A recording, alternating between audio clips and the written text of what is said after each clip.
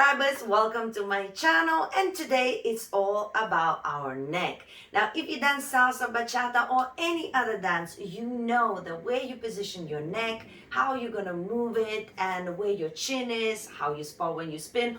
All of those things are super important to be a better dancer. So I will help you out in this video. But first, make sure you subscribe and give me some thumbs up. All right, let's get it started. First and foremost, our health is the most important thing. I actually have a lot of injuries on my neck. So if you also have some unpleasant things happening with your neck, this is something you should never start with. Now, a lot of the times in classes, especially in Bachata Central, they do a lot of neck rotations. And it's not that it's necessarily always bad to do neck rotations. If you dance Bachata, you'll have to do them. So you're going to have to try and practice them as well. But it's not a good idea to actually start your warm-up with a neck rotation around. The neck and all of the little bits around it, your shoulders and everything is linked in such a way that first you need to warm up in different up and down and sideways motions before you start going round in circles. So if you're in the class and your teacher immediately goes into those circular motions without actually warming up the shoulders or the neck first, just try to do it super gentle just to follow the direction, but try never to go 100% all the way around and putting your whole passion into it. Let it warm up first, and then you can start doing the round circular motions.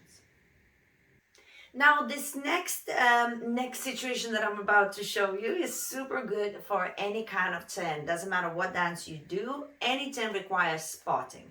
Now, this exercise is placing your hands all the way down, pushing your shoulders down as well, and actually keeping the chin quite leveled and taking your head to one side, holding it for a little while, and then taking it to the other side. Now, this is going to warm up your neckline. It's going to also, because you're keeping your head in one position and another a little bit longer than just ta-ta, it's also going to stretch it a little bit, so it's all good. And also what it does, it gives you an opportunity to practice to keep your chin down. Now, this is a common thing that I see on the dance floor when people are turning. They tend to use their neck, and the neck is quite flexible for some people, but they tend to tilt their head. They want to reach further, so as they try to reach further, they start to tilt their neck. And this is where, again, your neck gets in an uncomfortable position, and also it doesn't help for your balance or the technique itself for turns at all to lift the chin up. So we want that chin to be nice and relaxed, and as you practice, you're taking it to one direction, and chin needs to remain. It doesn't come up, it doesn't twist, core is engaged, everything is in a straight line. And then it's exactly the same to the other side. And for some, it'll be a little bit easier to do more. For some, it'll be a little bit easier to do less. But the idea is we're doing it correctly. So as we turn and as we spin, it's easier to use the head, flick it all the way around, and keeping the chin down. And finally, of course, for good dancer, you need to have, in general, good range of motion in your neck. So we're going to try and bring the neck up and down as well. So now my neck, as I'm going down, is kind of relaxed and it just tilts. When I tilt my head down, I'm going towards my chest. What I'm not doing is curling, and I'm not pushing my head forwards. I'm actually just relaxing my chin and thinking about looking towards my chest. Also a good idea when you practice that to keep your arms down, so it allows your shoulders to be relaxed. And down. And we should feel a little bit of a stretch here, but we don't want to be forwards, right? Now, the other thing is raising your head up. As you raise your head up, to have a little bit of a stretch as well and more mobility, as you stretch, don't push your head just down like this. Try to reach up with your chin, and you will feel a little bit of a stretch in this area. Try to keep your teeth together. You will see what I mean in a second when you try it. And keep your mouth together as much as possible. You will see as you stretch, it seems like it wants to open. That's when you know you're using here rather than just bending down and going onto your spine, right? So it will look something like this.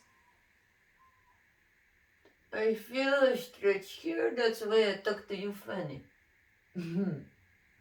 And then you release. It's nice to keep it a little bit again for a few seconds. Right there. And release. It's kind of like face yoga at the same time, or neck yoga. Now, why do we need this? Because we need this range of motion for different moves in bachata, salsa, and all of the other dances.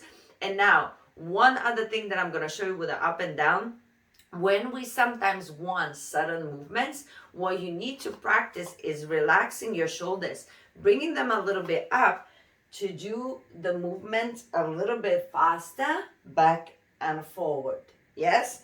Now, why do I say practice this? Because a lot of the times, if there's a flick of the head in the movement, or if there's a very sudden movement, a lot of people keep the shoulders down completely. There's tension here, so when they do this, it locks. But if you just find a little bit more relaxing position for the shoulders, the head can transition safely and it looks like it's going further, but it's just because your shoulders allow the transition for the neck to happen.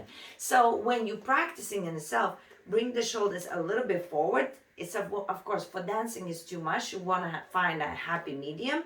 But here for practice, and feel the rotation, how much easier it is here than when it's here, right? Especially that backwards motion. So shoulders up and practice this. And then when you're dancing, you want the transition to happen seemingly, so it wouldn't be just covering all of your neckline, but you want to find a happy medium. But this is the thing that it's important to practice anytime you want to do sharp movements flicking backwards.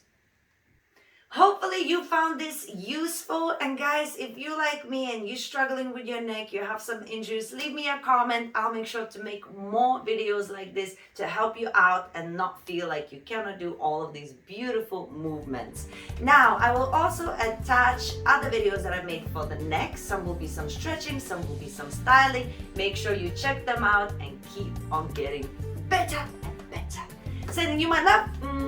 I'll see you in another video.